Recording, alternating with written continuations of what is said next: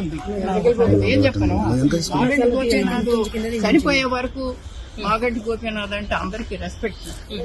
ఆయన అట్టాగే బతికాడు. మేము ఎప్పుడు బయటకు రాలేదు. నేను ఎడ్యుకేటెడ్, మంచి చెడు అని నేను ఎప్పుడు బయటకు రాలేదు. అట్లా అతను చచ్చిపోవటం కాదు, సావే ఒక మిస్టరీ చేశారు. ఏం జరిగింది చెప్పండి. ఇది అంతా మరి కేటీఆర్ గారి వల్లే జరిగిందని నేను జవాబు ఆయనే చెప్పాలి నాకు. ఎందుకంటే ఒక హాస్పిటల్లో ఉన్నాడు, చచ్చిపోయాడని కొంతమంది అంటున్నారు. చూడండి కూడా పంపించలేదు. స్టాండర్డ్ గా ఆ తల్లి అన్న వదిన రాకూడదు లోపలికి, ఎక్కడికి రాకూడదు, ఐయూసీ ప్రెమిసెస్ రాకూడదు. వస్తే ఏమవుద్ది తల్లి వస్తే తర్వాత అక్కడ ఉన్న వాళ్ళకి కూడా ఏమి ట్రీట్మెంట్ జరుగుతుందో వాళ్ళకి చెప్పొద్దు. అసలు జబ్బు చేసిందే నాకు తెలియకుండా హాస్పిటల్కి తీసుకెళ్ళిందే నాకు తెలియదు. ఎవరో హాస్పిటల్ తెలిసిన ఆయన ఫోన్ చేసి బాబు వచ్చేసాడు అని పెద్ద బాబు ఏంటి ఏంటంటే వెళ్తే రానివరే.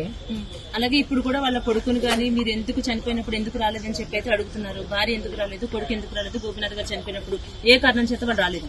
వాళ్ళు ఏ కారణం చేత రాలేదు మరి ఊర్లో ఉన్నదాన్ని అన్నీ అంటే ఇప్పుడు వాళ్ళ అబ్బాయి చెప్తున్నాడు బెదిరించారు, వాళ్ళ అబ్బాయి అంటున్నారండి బెదిరించారు మమ్మల్ని, ఆ బెదిరింపుల వల్ల నేను రాలేదు, నేను యుఎస్ లో ఉన్నాను అంటున్నారు. కావచ్చు, అబ్బాయి యుఎస్ లో ఉన్నాడు కావచ్చు.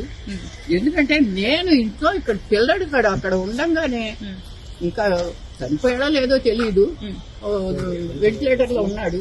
ఒక్కసారి చూస్తానంటేనే నన్ను కన్న తల్లిని, ఆడికి 63 ఏళ్లు, నాకు 92 ఏళ్లు.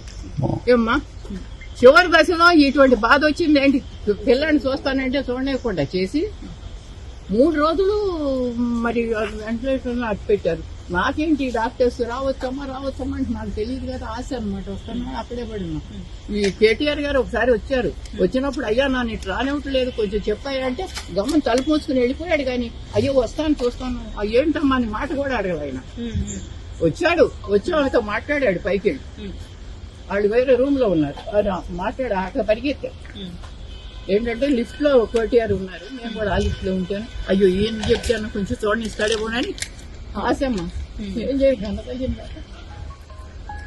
ఆశతో పరిగెడితే ఆగమ్మ లోపలికి వెళ్ళి వస్తాను. లోపలికి వెళ్ళి ఇంకో దారి నుంచి వెళ్తున్నాడని అసలు విషయం చెబుతామని పరిగెత్తా.